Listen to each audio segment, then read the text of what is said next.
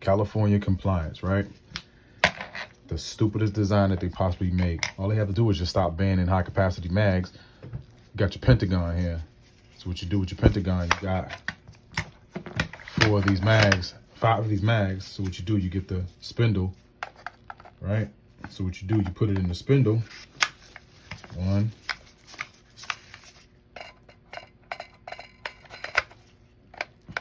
2, 3. All right, 3, 4. Then you go to 5 here.